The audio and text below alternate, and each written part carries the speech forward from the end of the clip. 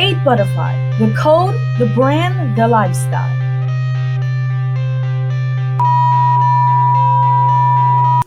Greetings, it's the Chaos Being Cypher here with another share. Now, in this chapter of Occult Reviews, we will be investigating the power of music and how it is used in the occult sciences, music and how we can use it in our everyday lives to access our divine capabilities, music and how we can use it in our three divine ultimate powers, which is the power of omnipresent, the power of omniscient, and the power of omnipresence. Because remember, God is all knowing, God is all powerful, and God is present everywhere. So, how can we use music to access these divine attributes? How can we use music in our everyday, present, divine experience right now? Let's get into it. Music. Music has the power to affect our emotions, our thoughts, and physical well being. Now, the relationship between music and the chakras will be investigated in this chapter, and we'll get into that. Now, as clear as day, we know that music is made up of sound waves, which are vibrations that travel through the air and into our ears, or our hearing capacity, and then is impacted by our 12 cranial nerves, right? These sound waves have different frequencies, which create different notes and different types, genres of music. But these genres of music have different frequencies in their drum patterns. And I'm pretty sure that most of us, if not all of us, would have seen Black Panther 1, and most of us might have seen Black Panther 2. Who remembers when they're going in to Wakanda? Remember the drummers started to drum inside of the spaceship to access that particular dimension that Wakanda was on? Who remembers that? Probably at this point I need to make sure we have a common understanding about what dimensions are, like third dimension, fourth dimension, fifth dimension, and so forth. What are we talking about? I'm not talking about dimensions in a normal mathematical sense, as in the three axes are so-called dimensions of space, the x, y, and z axes, front to back, left to right, and up and down. Some people call these three axes the third dimension and say that time becomes the fourth dimension. This is not what I'm talking about. Figure 2-28. Wheels, netters, and 90-degree turn at right. The dark circles are above the heads of figures, the 7 at the bottom having animal heads. DIMENNSCIO on NSS, HAR MO on NICCSS and NDDTH He Wa Avenue Bay EFO or RMM on NIB Bay or RSAE. What I'm seeing is the various dimensional levels has to do more with music and harmonics than anything else. There are probably different connotations of what I'm talking about too, though most people who study this pretty much agree. A piano has 8 white keys from C to C, which is the familiar octave, and in between those are the 5 black keys. The 8 white keys and the 5 black keys produce all the sharps and flats in what's called the chromatic scale, which is 13 notes, actually 12 notes, with the 13th beginning the next octave. So from one C to the next is really 13 steps, not just 8. Keeping that in mind, I want to show you the concept of a sine wave. Sine waves correspond to light, and the electromagnetic spectrum, and the vibration of sound. Figure 2-29 shows some samples. We're all probably familiar with this. In the entire reality we're in, every single thing is based on sine waves. There are no exceptions I know of except the void itself and perhaps spirit. Everything in this reality is sine wave, or cosine, if you want to look at it like that. What makes one thing different from another is wavelength and pattern. A wavelength extends from any point on the curve to the point where the entire curve starts over, as from A to B on the longer wavelength, or from C to D on the shorter wavelengths. If you get into a really long wavelength, they look almost like straight lines.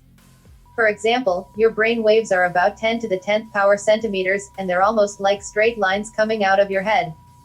Quantum physics or quantum mechanics looks at everything in the reality in one of two ways. They don't know why they can't look at it in both ways at once, though the geometries tell why if you study them very carefully. You can consider any object, such as this book, as being made up of tiny particles like atoms, or you can forget that idea and just look at it as a vibration, a waveform, such as electromagnetic fields or even sound, if you like. If you look at it as atoms, the laws can be seen to fit that model. If you look at it as waveforms, the laws can be seen to fit that model. Everything in our world is a waveform, sometimes called pattern, or sine wave signature, or could even be seen as sound. All things, your bodies, planets, absolutely everything, are waveforms. If you choose this particular way of looking at reality and superimpose that view over the reality of the harmonics of music, an aspect of sound, we can begin to talk about different dimensions. Music can be used to balance, to heal, to harmonize the frequencies, the vortexes of light, the chakras in our so-called physical self, or that come together to harmonize and express this physical ship that we call our bodies. Listening to different genres, listening to different musical instruments, we know that it affects us in a particular manner. Look, research soca right now, right? If you never heard soca music before, research soca music. It's music from the Caribbean that's native to the Caribbean, right? And then play some R&B and switch right to a soca music right away. Switch to a Bungie Garland right away. And tell me if it doesn't cause some type of change in the way that you're feeling, if it doesn't give some type of change in the way that you're breathing or in the way that you're interacting with that harmonic that's coming through your speakers at that moment. You'll see that the different tempo, the different instruments, and the different cadence of the person delivering the music will cause you to have different types of emotions and experiences in your mind, and different types of thoughts as well in your mind, if you're really focused and in tuned with what's being played or what's coming through the speakers. So we understand that music can be used, or music that resonates with a particular mood, a particular frequency, a particular set of thoughts, can be used to influence the subconscious, and then can be used in ways to manifest as well. When you want to manifest a particular experience into the physical, we can use music as a base to set ourselves to express that particular emotion and to focus in on manifesting that particular thing into the present. So we know that music can be used in manifestation. Man, a lot of babies are made to some songs, some slow R&B songs. Hey, even some dancehall, even some soca music as well.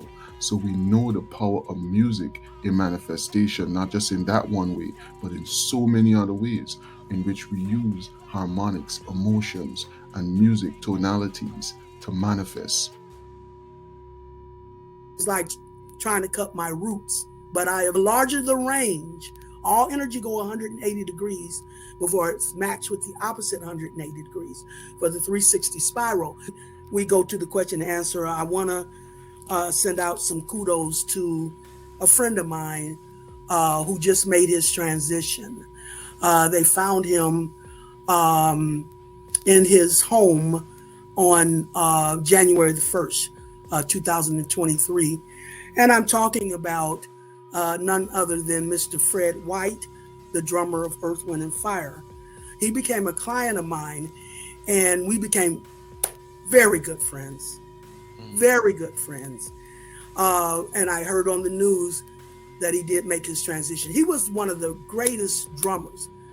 Now, when you want to talk about our master vessels, now we're going to deal with the musicians. Mm-hmm. Those are our master vessels, you see. Mm-hmm. Because the whole universe is about harmonizing energy vibrations. Mm-hmm. That's what the whole universe is about. So our musicians are the ones at ground level who have the creative energy to harmonize musical vibrations. All of us are sending out a melody into the universe. Yes, yes. That's how we're being identified, through our vibration of melody. Melody. Okay? Yeah. And those that can harmonize vibrations the best are the ones that has the highest access to the harmony of the spiritual energy of the universe. So those are our ground level masters when it comes to being a vessel for harmonizing energy vibrations. And Brother Fred White was, I say he was all-time best. If you haven't looked, if you haven't watched him, watch him. Earth, Wind, and Fire was excellent. Oh yeah. But I think Fred was the best even out of that group as a drummer. Never before had I been so enthralled with the drumming. Kundalini, Shakti energy is the foundation of all religious systems and all occult systems. And as we study Kundalini chakras, we have no choice but to get into harmonics and frequencies, electromagnetic harmonizing. We have no choice but to. So we could easily say that electromagnetic harmonizing, sound, light in unisons, is technically the expression or the core of all religion and occult sciences, and technically the core of understanding divinity in this particular 7-band light code. Lockdown, prism, experience, however you want to look at it. But music, tonalities, and how we use them, access them, and how we interact with them on a daily basis is very important. Thanks again for watching. This is the Chaos Being Cypher here with another share. Do remember to like, comment, and subscribe if you're not subscribed already. Catch you in the next one. To the Mercedes experience. Hell, I don't even know if I can handle both of y'all.